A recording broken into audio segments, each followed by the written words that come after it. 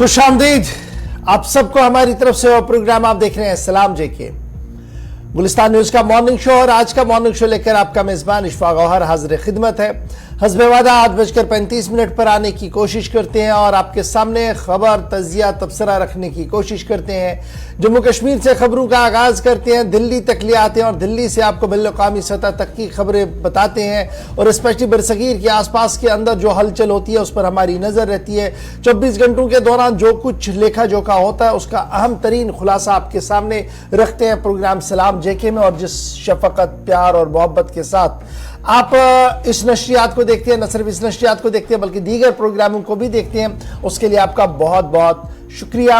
और आपका प्यार हमें इस बात के लिए कायल करता है, हमें इस बात के लिए हौसला देता है कि हम हर दिन सुबह उठे, आपके सामने आए और आपकी तर्जुमानी करते हुए, आपके ख्यालात की तर्जुमानी करते हुए दुनिया तक वो खबरें पहुंचाएं जो जम्मू कश्मीर से मुंसलिक है और जिनका बाहर आना बहुत ज़्यादा ज़रूरी होता है। तो आज भी यह सिलसिला जारी रहेगा जी। 10 बजे तक इस प्रोग्राम को लेके चलेंगे। 3 पड़ाव पर प्रोग्राम होगा। फटाफट से फॉर्मेट के हिसाब से पहले पड़ाव पर आते हैं।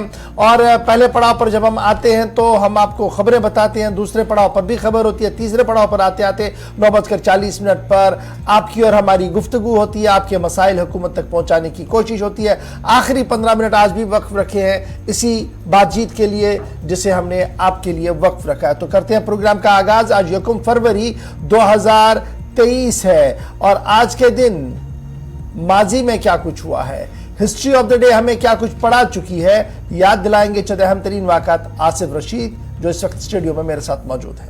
खुशामदीद, गुड मॉर्निंग, बहुत बहुत शुक्रिया आप सभी का हमारे साथ जुड़ने के लिए। प्रोग्राम में सबसे पहले आपको बताते हैं आज के दिन के हवाले से साल 2023 का दूसरा महीना शुरू हो चुका है। पहली तारीख है 1 फेब 2023। 1 फरवरी क्या बताती है, माजी में कुछ अहम वाक़यात हुए हैं, एक नजर उन पर भी दौड़ाते हैं। मुख्तसर फहरिस्त आपके सामने रखेंगे। 1786 में आज ही के दिन 1 फेब को लॉर्ड कॉर्न वॉलिस जो कि हिंदुस्तान का गवर्नर जनरल बना। और इसके अलावा 1881 में दिल्ली का सबसे कदीम कॉलेज सेंट स्टीफन कॉलेज आज के दिन कायम हुआ। उसके बाद तवील मुद्दत तक तालीमी मैदान में इस कॉलेज की खिदमात रही जो जारी हैं। साल 1814 में फिलिपाइन में आतिशफशां फटने से तकरीबन 1200 लोगों ने अपनी जान गंवा दी। इसके अलावा साल 1793 में फ्रांस ने बरतानिया और हॉलैंड के खिलाफ जंग का ऐलान किया। बरतानिया के साथ साथ डच को भी अपने लपेटे में आज के दिन फ्रांस की जानिब से लिया गया था।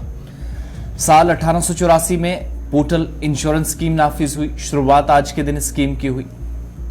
इसके अलावा अंग्रेजी कैलेंडर के मुताबिक 1 फरवरी 1924 को बरतानिया ने सोवियत यूनियन को आज के दिन तस्लीम किया, यानी USSR, United socialist states of Russia, जिनको तस्लीम आज बरतानिया की जानिब से किया गया 1924 में। साल 1908 1 फेब को पुर्तगाल के बादशाह कार्लोस अव्वल को लिस्बन में अपने बेटे के साथ कत्ल कर दिया गया, यानी बाप बेटे को आज के दिन मारा गया पुर्तगाल के अंदर। साल 1908 में आज बरसी भी है, तो पूरे पुर्तगाल में आज नेशनल डे के तौर पर इसको मनाया जाता है। तकरीबात का इनेकाद सरकारी सतह पर होता है। साल 1979 में आयतुल्लाह खुमैनी 15 साल जलावतनी के बाद वापस तेहरान पहुंचे। ईरान वापसी पर उनका जबरदस्त इस्तकबाल हुआ और उसके बाद उन्होंने एक नई मुहिम का आगाज यहां पर किया और वो सिलसिला आज तक उसी तरीके से जारी है, जहां पर इल्मी मैदान में भी ईरान को आगे ले जाने की कोशिश थी और दीगर कई तजर्बे भी मुल्क के अंदर हुए 1979 के बाद। तो मुख्तसर पॉइंट्स आपके सामने थे, लेकिन हिस्ट्री ऑफ द डे के बाद प्रोग्राम का आगाज करेंगे और जम्मू कश्मीर के मौसम का हाल अहवाल सबसे पहले आपको बताएंगे और कौमी शाहराहों से लेकर राब्ता सड़कों पर और इसके अलावा कुछ इम्तहानात भी आज के दिन मुलतवी हुए हैं। तो प्रोग्राम का आगाज आज की खबर के साथ। तो इस वक्त जो बड़ी खबर है, आरिफ वहीद भी हमारे साथ थोड़ी देर में ज्वाइन करेंगे, लेकिन शुरुआत बड़ी खबर के साथ करते हैं। जम्मू कश्मीर से इस वक्त इतलात जो है कि नेशनल हाईवे ओपन थी वो बंद हुई है, इस पर भी डिटेल्स थोड़ी देर में लेंगे। आरिफ हमारे साथ ज्वाइन करेंगे, लेकिन मौसम की इस खबर के साथ शुरू कीजिएगा कि जम्मू कश्मीर के अंदर अब वादी में बिलखुसूस चिल्लाए कलाम खत्म हो गया है, रुखसत हो चुका है, लेकिन चिल्लाए खुर्द बराजबान आज से हो गया है। और इस तरीके से महकमा मौसमियात ने भी पेशनगोई कर दी है कि अब 4 फरवरी तक मौसम खुश्क रहने की तवक्को है।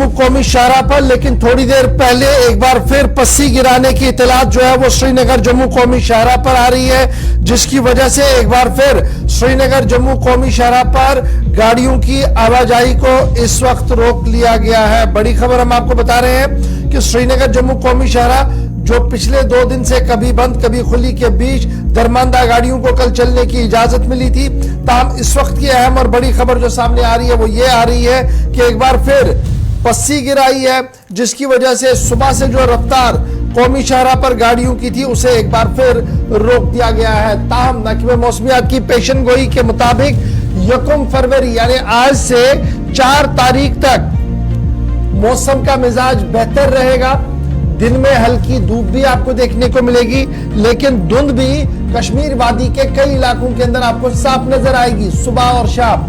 रात के दर्जे हरारत में एक बार फिर गिरावट के आसार नजर आ रहे हैं। इस तरीके की पेशन गोइयां जो है वो की गई है। ताहम श्रीनगर जम्मू कौमी शाहराह पर जहां चंद्रकोट, बानिहाल और रामबन सेक्टर के अंदर कई मकामात पर पिछले 2 दिन के दौरान हम देख रहे थे कि वर्किंग एजेंसियां काम कर रही हैं और लगातार वो इस कोशिश में है कि किसी न किसी तरीके से सड़क को काबिल आमदरफ्त बनाया जाए। ताहम कल हमने देखा था कि वर्किंग एजेंसीज ने यह कोशिश की थी कि जितनी भी दरमानदा गाड़ियां हैं उनको निकाला जाए और इस स्ट्रेच को खाली रखा जाए ताकि आज सुबह सुबह से गाड़ियों की आवाजाही को एक बार फिर यकीनी बनाया जाए। ताहम इस वक्त की अहम और बड़ी खबर यह कि एक बार फिर कौमी शाहराह पर पस्सी गिराई है, जिसकी वजह से फिलहाल ट्रैफिक की नकलामत को रोक दिया गया। आरिफ वहीद इस वक्त हमारे साथ है। आरिफ, क्या कुछ श्रीनगर जम्मू कौमी शाहराह का हाल है और ये जो इतला आ रही है कि एक बड़ी पस्सी एक बार फिर सड़क पर आई है?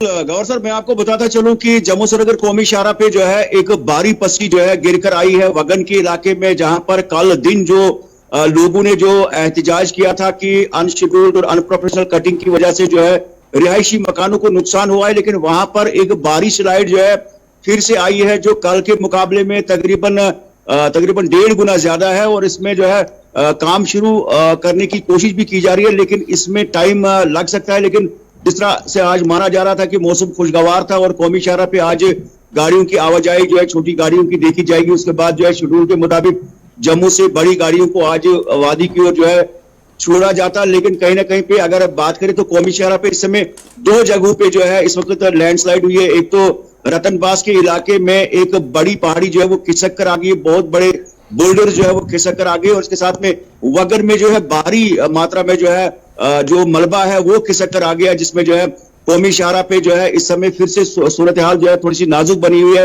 रेगुलेशन के हवाले से। लेकिन कहीं ना कहीं पे 2 जगहों पे इस समय जम्मू श्रीनगर कौमी शाहराह पे बानिहाल के स्ट्रेच में लैंडस्लाइड हुई है अभी अभी, और इसमें जिस तरह से कल वगन में सूरत हाल थी, मलबे के ढेर थे, 2-3 मतलब मशीन का इस्तेमाल किया गया था, लेकिन इस समय अगर बात करें इस वक्त जो है लैंडस्लाइड उससे कई गुना जो है वो बड़ी है और वो मलबा जो कल लटका हुआ था वो पूरा जो है हाईवे पे आ गया। बता रहे हैं जहां पर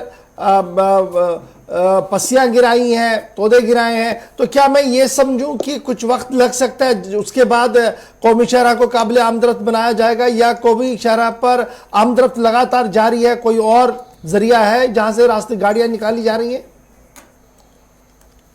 बिल्कुल गौर सर, मैं आपको बताता चलूं कि वगन का जो इलाका है उसमें कोई भी ऑल्टरनेट नहीं है जिसमें कि गाड़ियों को डाइवर्ट किया जा सकता है। अलबत्ता ये जो वगन का इलाका है उससे अगर आगे में कहीं पे अगर पस्सी होती तो शायद जो एक कंपनी की जानिब से जो एक रोड बनाई गई है तो उससे वो बानिहाल के साथ कनेक्ट हो जाता है, लेकिन ये बिल्कुल रामसू सेक्टर में है और उससे आगे जो है गाड़ियों की जो है आवाजाही जो है वो यकीनी नहीं है। तो इसके साथ में जो रतनबास का इलाका है वहां पर बोल्डर जो है वो खिसक कर आगे है एक भारी मात्रा में, वहां पर भी इस समय जो है कौमी शाहराह बंद है। इसके साथ में वगन में जो है उससे कई गुना मलबा जो है खिसक कर आ गया, चूंकि जिस तरह से रात को एडमिनिस्ट्रेशन भी जो है वहां पर आ गई थी कि 61 घर ऐसे हैं जो कि थ्रेट में है, जहां पर 90 डिग्री एंगल से जो है मलबा खिसक कर आता है। हाईवे में एक ट्रक भी जो है उसमें जो है वो फंस गई थी वगन के इलाके में, लेकिन कहीं ना कहीं पे जिस तरह से मशीनरी को फिर बरोएकार लाया जाता है, लेकिन सूरत हाल जो हाईवे की है, जिस तरह से ट्रैफिक हुकाम का भी मानना है कि इसमें मजीद वक्त लग सकता है, इसीलिए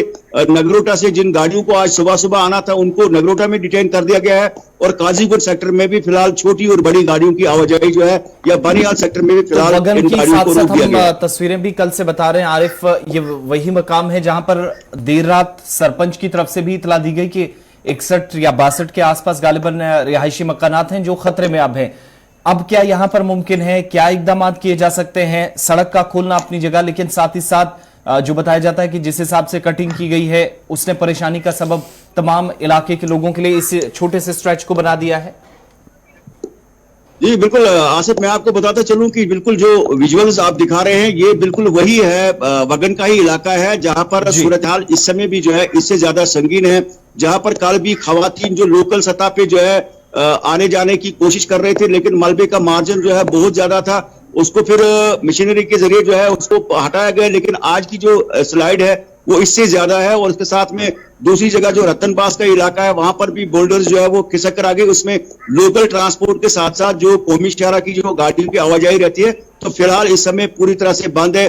नगरोटा साइड से या काजीगुट साइड से फिलहाल, या बानीहाल सेक्टर से भी टुवर्ड्स रामसू सेक्टर पे किसी भी गाड़ी को इस समय फिलहाल चलने की इजाजत नहीं दी जाएगी। बहुत शुक्रिया आरिफ वहीद हमारे साथ ज्वाइन करने के लिए। अपडेट करते रहिएगा हमारे सोशल मीडिया प्लेटफॉर्म पर जो ही रास्ता खुलता है, ताकि जम्मू कश्मीर के नाजरीन को ये इल्म हो कि अगर उन्होंने सफर करना श्रीनगर जम्मू कौमी शहरा पर वो कब निकले। फिलहाल एहतियात बरतिएगा, ट्रैफिक कंट्रोल यूनिट के साथ राब्ते में रहिएगा और पुलिस एडवाइजरी पर मुकम्मल तौर पर काम कीजिएगा, क्योंकि कई मकामात पर एक बार फिर पस्सियां जो है वो गिराई है। ताहम मौसम का मिजाज थोड़ा सा बेहतर जो है वो श्रीनगर जम्मू कौमी शहरा पर साफ दिख रहा है। इसके बाद जरा एक और अहम बात आपके साथ शेयर करते हैं। जब जम्मू कश्मीर के मौसम की बात हो रही है तो मौसम की मार इम्तिहानात पर भी पड़ रही है, और इस वक्त अहम और बड़ी बात आपके सामने हम शेयर करें वो ये है कि कश्मीर यूनिवर्सिटी ने आज होने वाले MBBS, LLB, BA और LLB इम्तिहानात को मौखर कर दिया है, उन्हें रिशेड्यूल कर दिया है, और नई तारीखों का ऐलान जो है वो बहुत जल्द एक अलहदा नोटिफिकेशन के जरिए से कराया जाएगा। यह बात काबिल जिक्र है कि बालाई और दूर दराज इलाकों में रिहाइश पजीर तलबा ने कश्मीर यूनिवर्सिटी के जिम्मेदारों से यह दरख्वास्त की थी कि मौजूदा हालात के पेश नजर शायद वो इम्तिहानी मराकज तक नहीं आ पाएंगे, क्योंकि अभी भी बहुत सारे इलाके कट ऑफ है जहां पर अबूर मरूर बहुत मुश्किल हो रहा है। तो उसको देखते हुए ही इंतजामिया ने तलबा की अपील को देखते हुए यह फैसला लिया कि आज मुनक्किदा होने वाला यानी 1 फरवरी सन 2023 बुधवार को मुनक्किदा होने वाला MBBS, LLB, BA, LLB के जो इम्तिहानात हैं उन्हें फिलहाल मुलतवी कर दिया गया है, और बाज़ाब्ता तौर पर कंट्रोलर एग्जामिनेशन की इतला के मुताबिक स्नो बाउंडेड एरियाज में जो तलबा थे उनको देखते हुए ही यह फैसला जो है वो ले लिया गया, और अलहदा तौर पर नोटिफिकेशन जारी करके इन इम्तिहानों को लिया जाएगा। कश्मीर यूनिवर्सिटी के हवाले से ये इतला है। तो जनाब आज का दिन बड़ा इंपॉर्टेंट है जी, आज 1 फरवरी है, और दिल्ली में सबकी नजरें रहेंगी पार्लियामेंट के ऊपर, क्योंकि पार्लियामेंट के अंदर आज माली साल 2023-24 का सालाना मीज़ाना पेश करना है, और सालाना बजट के अंदर क्या कुछ खास होगा, इसलिए सबकी नजरें आज निर्मला सीतारमण पर रहेंगी। खबर यह है कि वजीर आजम, क्या ये बीजेपी गवर्नमेंट का ये आखिरी इस टेन्योर का आखिरी बजट है, फुल फ्लेजेड बजट पेश किया जाएगा, और बजट पेश करने से पहले तैयारियों को हतमी शक्ल दे दी गई है। आज पार्लियामेंट के अंदर 11 बजे निर्मला सीतारमण पेपरलेस बजट को पेश करने जा रही है। उससे पहले पंकज चौधरी जो है वजीर ममलिकत, वो मुलाकात करेंगे, और सेक्रेटरी मालियात जो है वो मुलाकात करेंगे सदर हिंद के साथ 9 बजे के आसपास, यानी अब से 10 मिनट के बाद एक ऑफिशियल रस्मी मुलाकात होती है जिसमें ब्रीफ किया जाता है सदर को कि बजट के अंदर क्या कुछ है, किस तरीके के इस्लाहात है और क्या कुछ करने जा रहे हैं। और उसके बाद 10 बजे वजीर आजम की सरबराही में एक काबीना इजलास होना है जिसमें बजट को हरी झंडी दे दी जाएगी। इस बात का टेंटेटिवली टाइमिंग जो है वो कर दी गई है, यानी अभी से 10 मिनट के बाद पंकज चौधरी जो वजीर ममलिकत है और सेक्रेटरी मालियात जो है वो सदर हिंद से मुलाकात करेंगे 9 बजे के आसपास। 10 बजे वजीर आजम की सरबराही में काबीना इजलास होगा, और उसके फौरन बाद इजलास शुरू होगा लोकसभा का, और 11 बजे के आसपास बजट जो है वो पेश किया जाएगा निर्मला सीतारमण की तरफ से। माना जा रहा कि आज जो बजट पेश किया जा रहा है ये फुल फ्लेजेड बजट है। मोदी गवर्नमेंट 2.0 का ये लास्ट बजट है, क्योंकि 2024 में इंतखाबात होने हैं, यानी बजट पेश होने से पहले इंतखाबी दंगल जो है वो जोरों पर होगा।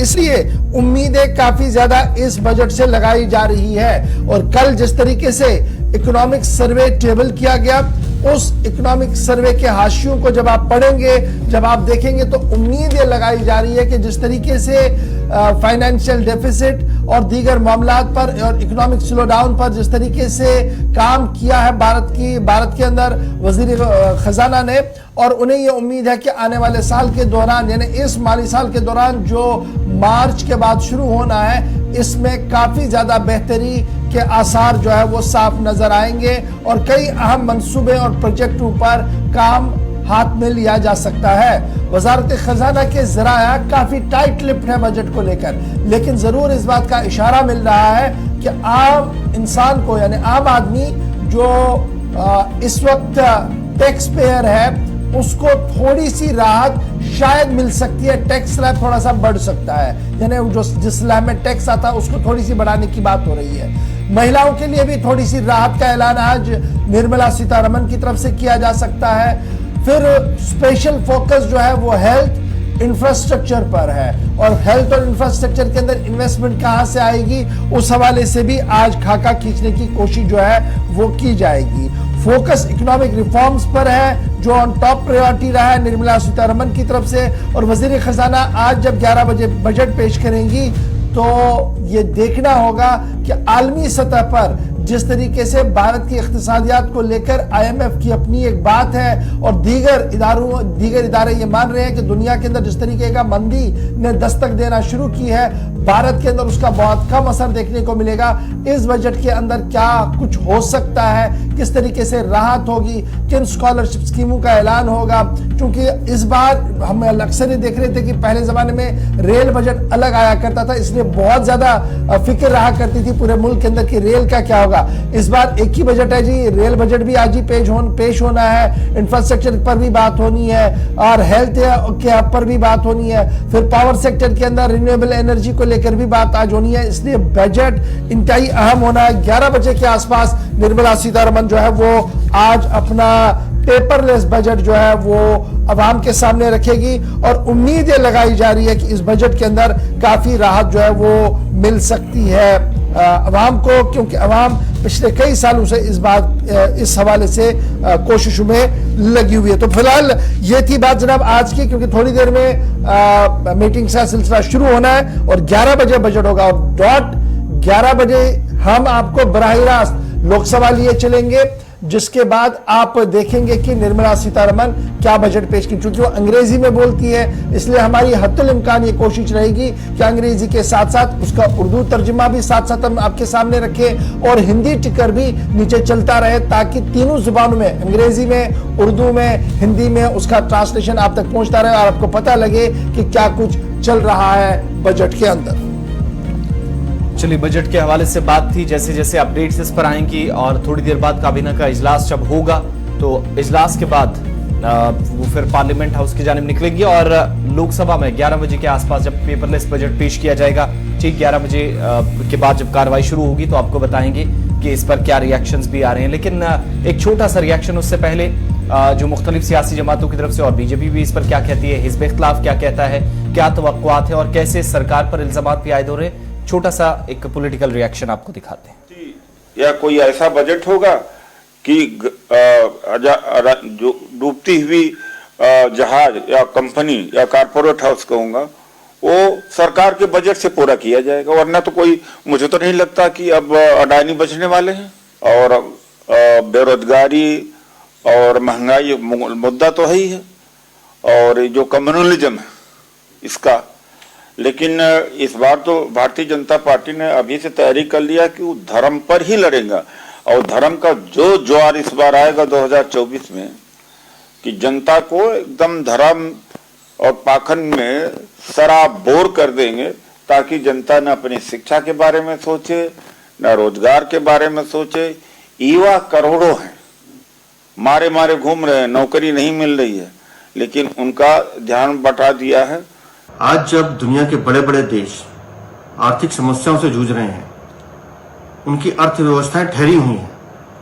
ऐसे समय में आज संसद में रखी गई आर्थिक सर्वे की रिपोर्ट ये दर्शाती है कि भारत दुनिया में सबसे तेजी से बढ़ती हुई अर्थव्यवस्था है। प्रधानमंत्री श्री नरेंद्र मोदी के 8 साल के कार्यकाल में जितने भी आर्थिक सुधार किए गए हैं, और कोविड काल के बाद तो मैं विशेष रूप से कहना चाहूंगा कि आज भारत विश्व की सबसे बड़ी 5वीं अर्थव्यवस्था है। और हमारा ये मानना है कि 2023-2024 में अगर हमारी अर्थव्यवस्था 6.5% की दर से आगे बढ़ती रही तो हम शीघ्र ही 5 ट्रिलियन अर्थव्यवस्था बनने की ओर अग्रसर होंगे। आज आए आर्थिक सर्वे। कांग्रेस के सवाल, बीजेपी का जवाब, और यह सिलसिला और चलेगा 3-4 घंटों के बाद। आप देखिएगा जब पार्लियामेंट के अंदर बजट पेश कर दिया जाएगा, फिर प्रेस कॉन्फ्रेंस भी अलग से होगी, और उसके बाद ये जो रिएक्शंस का सिलसिला है वो देखेंगे। तवक्कुआत भी काफ़ी ज़्यादा हैं चूंकि आखिरी फुल बजट है और इंतखाबात से पहले बड़े पैमाने पर तैयारियां भी हो सकती हैं, ऐसा है। लेकिन क्या खास होगा यह आपको दिन भर गुलिस्तान न्यूज़ पर देखने को मिलेगा। आगे बढ़ते हैं और जम्मू कश्मीर की भी दोबारा बात करते हैं, क्योंकि जम्मू कश्मीर के अंदर आप जानते हैं सरकारी अहकामात के बाद कार्रवाई जारी है, और इस कार्रवाई पर बवाल मुख्तलिफ हिस्सों के अंदर दोनों सूबों में देखा गया, और दिल्ली से जम्मू कश्मीर तक हमने सियासत तेज होती देखी। इन सब के बीच में जम्मू कश्मीर के अंदर जहां पर कार्रवाइयां पिछले कुछ दिनों से चल रही हैं, और न सिर्फ कार्रवाइयां चल रही हैं बल्कि इसके साथ साथ वादी कश्मीर या जम्मू प्रोविंस के अंदर सरकारी अहकामात के मुताबिक हालांकि 2-3 हफ्ते तक जो कार्रवाइयां चली उसका कल आखिरी दिन था, लेकिन जो तजावुजात के खिलाफ कैंपेन थी उसका एक हिस्सा, हालांकि कल की तस्वीरें आप देख रहे हैं, लेकिन ये मुहिम आने वाले दिनों में भी जारी रहेगी, इसका इशारा इंतजामिया ने कल ही कर दिया है। और नोटिस जब जारी हुए हैं तो उससे पता चलता है कि साल 2023 का ये जो आखिरी साल 2023 का जो दूसरा महीना शुरू हुआ है ये भी इस कार्रवाई के साथ शुरू होगा, और जहां पर पिछले 24 घंटों के दौरान कश्मीर वादी से जम्मू सूबे के मुख्तलिफ इलाकों में साबिक वज़रा, साबिक रुकन असेंबली, कई अहम शख्सियात, 62 लोग जिनके घरों के आसपास या जिनकी जायदादों के आसपास बुलडोजर चला, यह कार्रवाई इस हफ्ते मजीद तेज होने वाली है। इसका इशारा कल सरकार ने गौहर दे दिया है। देखिए, सरकारी आदाद-ओ-शुमार के मुताबिक 509.90 करोड़ रुपए का जमीन पर जो नाजायज कब्जा श्रीनगर के अंदर था उसको हटा दिया गया, उसको रिट्रीव कर दिया गया है।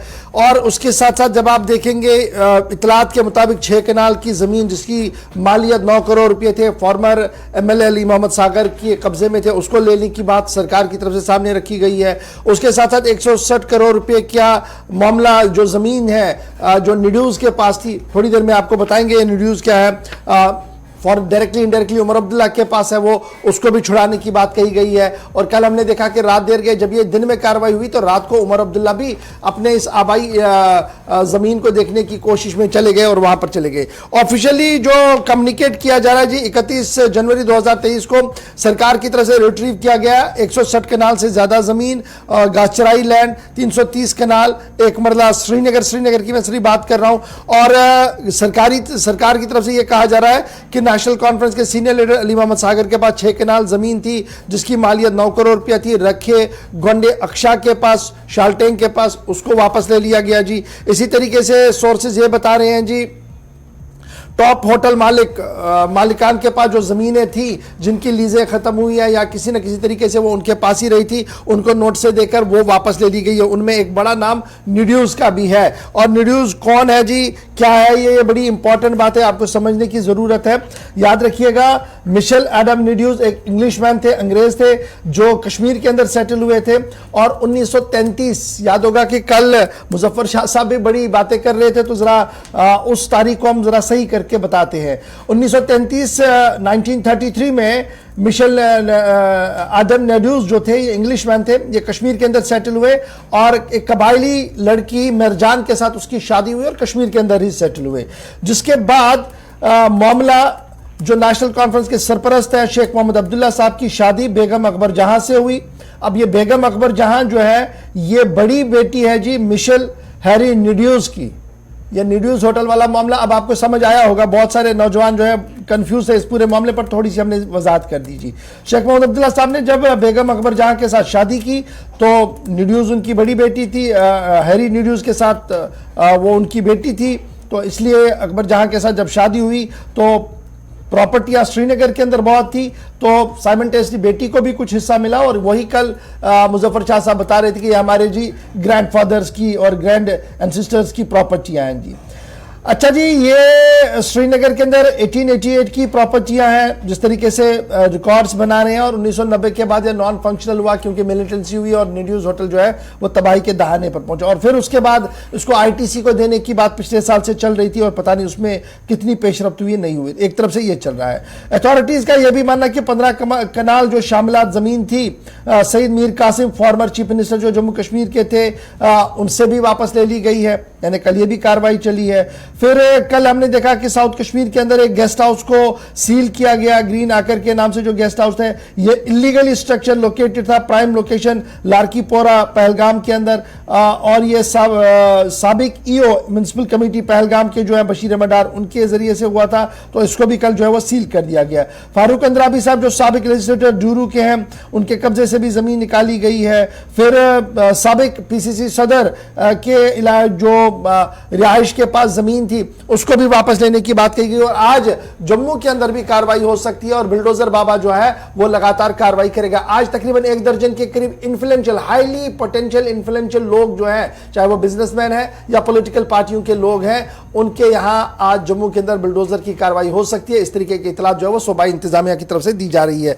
फिर हिलाल हांजुरी इस वक्त मेरे साथ है। हिलाल, कल 31 था, लेकिन कल ही सरकार ने यह साफ कर दिया कि मामला यहां रुकेगा नहीं। बिल्डोजर बाबा ने जो कार्रवाई शुरू की है, आज मजीद कार्रवाइयां होंगी श्रीनगर के अंदर। क्या कुछ तफसीलात आपके पास? और आज जहां नोट से चश्मा की गई हैं, क्या खाली कराया गया या आज से कार्रवाई शुरू होगी? देखिए गवर, जो सरकार है, सरकार की जनब से अब कोई ऐसा मौका नहीं छोड़ा जा रहा है जिसमें जहां जहां पर सरकार की नजर है, जिन जमीनों को सरकार ने आइडेंटिफाई किया है ये बड़े पैच है और उसके साथ साथ बड़े इन्फ्लुएंशियल लोगों के पास जेर कब्जा है, तो उसमें कोई देरी नहीं लगाई जाती है। हाँ, कोई एक जगहों पर रस्म के तौर पर नोट्सें तो फराम की जाती हैं, लेकिन बाज जगहें ऐसी भी हैं जहां कोई भी नोट्स जो है फराम नहीं की जाती है। नीडोज उसमें एक मिसाल है, जिसमें नीडोज की जो एरिया है, उन्होंने कल कहा है श्रीनगर के अंदर एक प्रेस बाइट के दौरान, एक मीडिया बाइट के दौरान भी, कि उन्हें कोई नोटिस सर्व नहीं की गई है और वहां पर भी जो जमीन है वो खाली करा दी गई है। तो इसी तरह से कई एक जगहें ऐसी हैं जहां पर नोट्सें तो दी जाती हैं, लेकिन नोट्सों का टाइम भी ज्यादा नहीं होता है और लोगों को सिर्फ मुत्तला किया जाता है कि जनाब आपने कब्जा किया है, गैरकानूनी कब्जा है और उसको हटाना है, आप खुद हटाए इससे पहले कि कोई नुकसान हो जाए। हो सकता है कि आप खुद हिसाब से उस कब्जे को हटाए और कोई चीज आपका बच जाए, वरना फिर बिल्डोजर जब आ जाता है तो फिर उसमें कोई भी चीज नहीं बचती है। तो कुल मिलाकर एक 1 पॉइंट एजेंडा सरकार का है कि जहां जहां पर भी काचराई का जमीन हो, शामिलात हो या उसके साथ साथ स्टेट लैंड हो, उस पर कब्जा छुड़ाना सरकार का अभी का एक अहम जो है प्लान है और इसमें कोई भी कोताही नहीं बरती जाती है। बल्कि जितने भी कंसर्न तहसीलदार हैं उन्हें कहा जाता है कि जो दिन में आप कार्रवाई करोगे, शाम 5 बजे आप हायर अथॉरिटीज को उस हवाले से अपडेट करेंगे और बाकायदा तौर पर कितनी जमीन, उसकी मालियत क्या है, मार्केट वैल्यू क्या है, उस हिसाब से आप हमें अपडेट करते रहेंगे। और सेम कश्मीर के अंदर ऐसा हो रहा है। कल हिलाल, ये भी बड़ा इंपॉर्टेंट है, फटाफट से जरा इस पर भी आइएगा। कल हमने ये भी शिकायतें देखी कि बहुत सारे लोगों के पास रेवेन्यू डॉक्यूमेंट्स भी है, कोर्ट अटेस्टेशन भी है, उसके बावजूद भी रेवेन्यू महकमे के जिम्मेदारों का मानना कि ये जनाब ये डॉक्यूमेंट फर्जी है, इसलिए हम इस पर अपनी कार्रवाई करेंगे। अब जिन लोगों ने वो खरीदी है, रेवेन्यू डॉक्यूमेंट्स उनके पास थे, उन्होंने थर्ड पार्टियों से खरीदी है, तो उनका तो आज बेड़ा गर्क हो गया, उनका पैसा भी चला गया और सब कुछ, इज्जत भी दपर आ गई है। तो यहां पर सरकार की खामोशी को कैसे देखा जा रहा है और बाय एंड लार्ज श्रीनगर के अंदर चिमे गोइयां क्या कुछ है? देखिए, जो घास चराई की जो जमीन है उसमें कोई डॉक्यूमेंट नहीं बनता है, लेकिन ऐसे भी कई वाकयात हुए हैं कि जहां पर घास चराई जो है उसे दूसरी, तीसरी, फोर्थ पार्टी को भेजा भी गया है और उसमें कोई शक नहीं कि पैसा लिया गया है, लेकिन उसकी कोई डॉक्यूमेंटेशन नहीं हुई है। जहां तक मैं नीडोज का बात की जिक्र करूंगा, उनका कहना है कि 103 कनाल की जो अराजी है वो उन्होंने लीज पर ली हुई है और अभी भी 70 साल के लिए उनका लीज अलाइव है, ये नीडोज का कहना है। हालांकि उन्होंने ये भी बड़े दावे के साथ कहा है कि अगर कोई भी तहसीलदार या कोई भी रेवेन्यू ऑफिशियल्स उन्हें कहता या नोटिस सर्व करता तो वो उन्हें डॉक्यूमेंटेशन दिखाते। अब सारी ये चीजें जहां पर अगर कोई किसी पार्टी की डेमोलिशन ऐसी हुई है कि उनके कागजात होंगे, तो मुझे लगता है कि ये मामले अब सब जुडिस हो जाएंगे और कोर्ट के अंदर चले जाएंगे, लेकिन फिल वक्त तक सरकार का एक ही मौकफ है कि हमने इस हवाले से मुकम्मल स्क्रूटनी की है। एडमिनिस्ट्रेशन का यह मानना है कि जहां जहां पर उन्हें क्लियरिफिकेशन ये मिल रही है कि हाँ ये इलीगल ऑक्यूपेशन है, और वहां पर वो इस बिल्डोजर को चलाते हैं और जमीन को रिट्रीव करते हैं। आप अपडेट कीजिएगा। साउथ कश्मीर में आज बिल्डोजर बाबा ने बड़ी कार्रवाई कर दी और इतलात यह है कि हाईली पोटेंशियल पॉलिटिकल लोगों के घरों तक आज बिल्डोजर जाएगा। कल भी हमने देखा था कि कई लीडर, चाहे वो पीडीपी के साबिक लीडर है, अपनी पार्टी वाले लीडर है, नेशनल कॉन्फ्रेंस के लीडर्स हैं, सबसे कार्रवाइयां की गई और यहां तक भी कार्रवाइयां हो रही हैं कि जिन लोगों ने जमीनें किराए पर दी थी स्टेट को, उनसे किराया भी अब वसूल वापस किया जाएगा। यह तो लॉ का एक बहुत बड़ा ब्रीच है जो लॉ मेकर्स की तरफ, फॉर्मल लॉ मेकर्स ने किया है। लेकिन खबर यह है कि आज बड़े पैमाने पर कार्रवाई साउथ कश्मीर के कई इलाकों के अंदर होगी। देखिए बिल्कुल इशफाक, जैसे कि आपने कार्रवाई की जिक्र की है कि जिसमें पॉलिटिकल पार्टीज के लीडरान जो है उनके नाम आए जाहिर हुए हैं और उनके घर और उनके उन जगहों पर भी बिल्डोजर को पहुंचाया गया है जहां पर उनके चाहे वो शॉपिंग कॉम्प्लेक्स बनाए गए थे या उन्होंने जो जमीन हड़प की थी। तो साफ तौर पे जहां हमने कल भी काफी ज्यादा मौसम अगर खराब भी था, लेकिन उस मौसम खराबी के बावजूद भी जो बिल्डोजर है वो वहां पर पहुंचा है और उन्होंने कई सारी जगहों पर पेड़ गिराए हैं, कई जगहों पर उन्होंने वॉल को गिराया है और कई जगहों पर उन्होंने शॉपिंग कॉम्प्लेक्स को मुनहदम किया है।